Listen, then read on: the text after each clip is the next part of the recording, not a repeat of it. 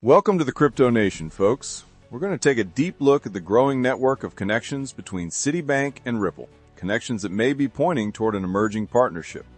Some of these links are concrete and publicly known. Others are subtle but meaningful. When viewed together, they form a pattern that is becoming increasingly hard to dismiss. It all begins with Medico, the institutional digital asset custody firm that Ripple later acquired.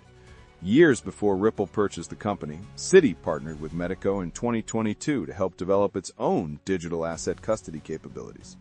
At the time, Citi's global head of security services openly discussed the accelerating digitization of traditional investment assets and the rise of entirely new classes of digital native assets. Citi knew it needed the infrastructure to support these developments, and Medico was positioned to provide it. After Ripple bought Medico, transforming it into what is now Ripple Custody, questions naturally arose about Citi's involvement. Because Ripple was still engaged in its SEC lawsuit, many wondered whether Citi would continue working with a custody provider now owned by a company in regulatory conflict. Citi briefly commented that it might reconsider its digital asset custody partnerships. But after that, the trail went quiet. No official announcement ever stated that Citi had ended its relationship with Medico, and no update replaced the uncertainty. As time passed, the silence became more striking, especially as the industry faced rapid changes and custody needs grew dramatically.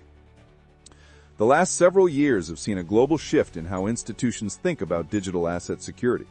Repeated exchange failures, hacks, and liquidity crises, even at some of the biggest platforms, have shaken confidence in traditional crypto infrastructure. A major incident in early 2024 involved Bybit, one of the largest exchanges in the world, which suffered a $1.4 billion hack, ranking among the biggest in crypto history. Events like these push large financial institutions to look for secure, closed-loop custody solutions, and banks like Citi see an opportunity to meet that need. In February 2024, Citi, the third-largest bank in the United States, publicly revealed that it was exploring broader crypto custody management. Not only did this confirm Citi's sustained interest in the space, it showed that the bank recognized tokenization and digital assets as essential components of the future financial landscape. Ripple's annual Swell conference provides another interesting thread in this relationship. Swell is often described as Ripple's quiet gathering place for institutions preparing to take serious steps into tokenization and blockchain-based finance. Historically, many companies that later become partners or customers appear at Swell first. At the most recent event, Citi participated directly, represented by its head of digital assets, Ryan Rugg. She appeared on stage along with Fidelity and Franklin Templeton, both of which are heavily involved in digital assets and tokenization. Franklin Templeton has even launched its own XRP-related product. Observers noted once again that companies that appear on Swell stages often have deeper engagements with Ripple, even if those relationships are not publicly announced right away.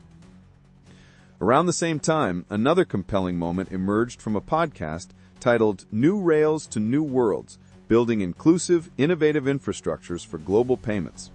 This discussion brought together three highly influential voices: a global payments executive from Swift, Citi's head of digital assets, and Ripple's head of payment products. Instead of framing their organizations as competitors, an assumption many observers in the crypto community often make, the speakers emphasized cooperation. They discussed how each entity's infrastructure could complement rather than replace the others. For institutions of this size and influence, appearing together and aligning publicly around collaboration is not something that happens lightly. The narrative becomes even more interesting when considering Citi Token Services, the bank's internal blockchain platform. In late 2024, it was revealed that Citi would integrate this platform with USD clearing to allow 24/7 instant cross-border payments for institutional clients in the US and UK. Although the announcement did not mention Ripple or XRP, it was impossible to ignore how closely Citi's goals mirror those that Ripple has been pursuing for over a decade. Ripple's core mission has always centered around improving cross-border payments and providing instant liquidity solutions. Citi now appears to be chasing the same outcome through its own blockchain rails. The question is whether Citi is doing this fully on its own, or whether collaboration and shared technologies are playing a behind-the-scenes role. Citi CEO Jane Fraser has reinforced the bank's evolving stance toward tokenization. In interviews, she's described tokenization as a breakthrough that finally makes instant global payments possible, payments that are secure, frictionless, available every hour of the year, and free of the complications that plague current systems. This language is strikingly similar to Ripple's long-standing concept of the Internet of Value, where money moves with the same speed and ease as information on the web. Fraser went on to explain that Citi Token Services now enables instant clearing for major global currencies, including the dollar, euro, pound, Hong Kong dollar, and Singapore dollar, across a network of more than 270 banks. This kind of infrastructure is very much aligned with Ripple's vision and reinforces the idea that the financial world is coalescing around the same technological foundation Ripple has been advocating for years. Liquidity is perhaps the most important area where Citi and Ripple may intersect. Brad Garlinghouse, Ripple's CEO, has previously commented that Citi earns around $8 billion annually from cross-border payments, a major reason the bank might resist disruption. He once remarked that Citi would likely be the last customer Ripple ever signs because of its deep entrenchment in legacy systems. Yet the world has changed dramatically since those comments. Tokenization is accelerating, regulatory clarity has improved, and major banks are openly experimenting with blockchain technology. Citi's public messaging and industry behavior suggest that its position may be shifting.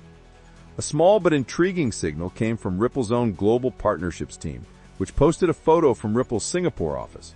Directly next to Ripple's office stood a Citi-branded building.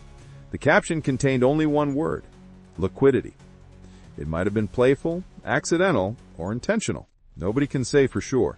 But Ripple employees tend to be careful about their public hints, and subtle signs like this have sometimes preceded major announcements in the past.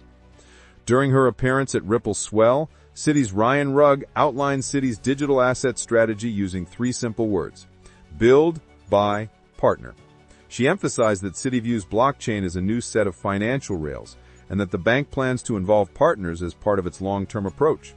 Her comments align seamlessly with the broader narrative that Citi sees collaboration, not resistance, as the path forward. Coming from a senior executive at one of the world's largest banks and spoken on Ripple's stage, that statement carries weight.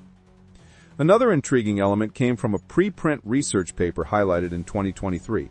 Titled Reshaping Banking Through Blockchain, it claimed that Citi and Ripple had partnered to develop a private cross-border payment network. Although the paper lacked full documentation and peer review, it described the exact challenges, scalability, regulatory compliance, multi-jurisdictional coordination that real enterprise blockchain pilots typically face. Whether the claim refers to an actual pilot or simply misunderstood research is unclear, but it added yet another thread to the growing tapestry. When considering how Citi might use Ripple today, the possibilities become clearer. Ripple Custody, born from the Medico acquisition, already provides institutional-grade digital asset storage. Banks like HSBC have chosen to white-label Ripple's custody technology rather than build their own from scratch. Citi could easily do the same. Ripple is also actively developing an institutional DeFi platform centered around tokenization, stablecoins, on-chain settlement, and liquidity, precisely the areas where Citi is rapidly expanding. And as always, Ripple's core strength remains its ability to provide instant global liquidity for cross-border payments, which has been Citi's primary focus as well. It raises the question, are we approaching the moment Brad Garlinghouse predicted, where Citi finally becomes a Ripple customer? With Ripple's SEC lawsuit complete, regulatory environments improving, and institutions aggressively embracing tokenization, the timing may be right. The evidence is not definitive, but the trend is unmistakable. Citi is moving toward the very space Ripple has been building for years. And as both organizations continue aligning around instant global liquidity, custody, and tokenization, the possibility of an official partnership becomes increasingly realistic. For now, nothing is confirmed, but the signals are growing louder and the connections are becoming too numerous to ignore.